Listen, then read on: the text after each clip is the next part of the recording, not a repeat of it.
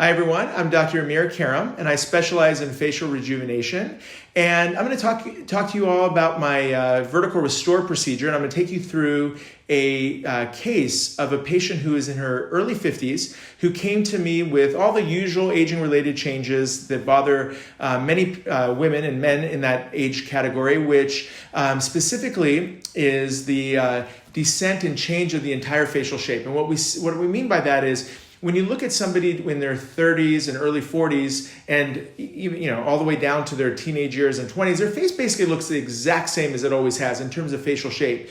But when we see somebody who enters their mid to late 40s and beyond, suddenly there's a different look that the face takes.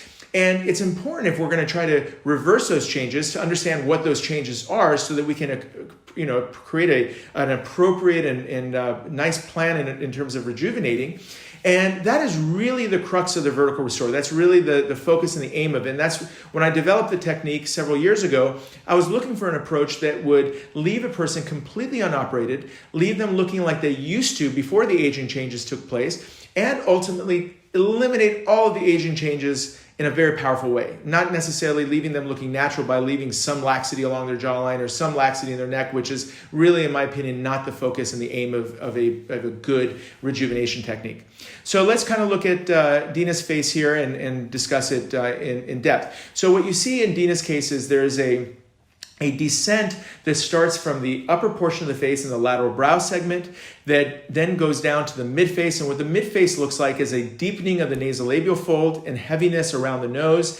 And then there's the presence of the marionette lines, which are around the mouth, and heaviness in the lower portion of the jawline, which is manifested in jowling.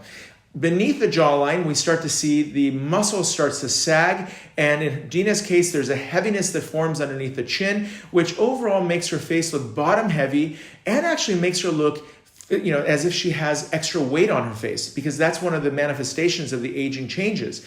So what we see here is that there's this overall comprehensive descent of the soft tissue, which is basically the fascia of the face. And so when I developed the vertical restore, what I wanted to do was I wanted to create a technique that eliminated all these changes, put all that fascia right back where it was from the top down, because in my opinion, that's the only way to make the face look overall look like it used to, as opposed to having a face that has a mix of young and old features that we see sometimes in traditional facelifts, where the jawline is just pulled sideways. In Dina's case, now we look at her after photo, and what we see is that the lateral brow is elevated into a position that sits just above the orbital bone. You see the nasolabial fold is much softer and is not as heavy as it once was. The jawline of the neck is the most powerful and notable change here. You see that there's a crisp, beautiful jawline contour, and with the use of some deep neck sculpting techniques that I do by removing some of that deeper neck fat pads that create that heaviness that we see in the aging face, along with some muscle shaping techniques, what we see in the end result is Dina's jawline and neck look literally like a 20, 30-year-old. I mean, there's no signs of aging whatsoever. There's also no signs of surgery, which is a beautiful, beautiful, part of the vertical restore. Totally natural looking, completely unoperated, but yet 100% corrective in its nature. And by addressing the lateral brow, midface, jawline, and neck in every single case, that gives the face a very harmonious and balanced and soft overall look. And that's one of the things that we look for, and that's one of the things that we get every single time with the vertical restore.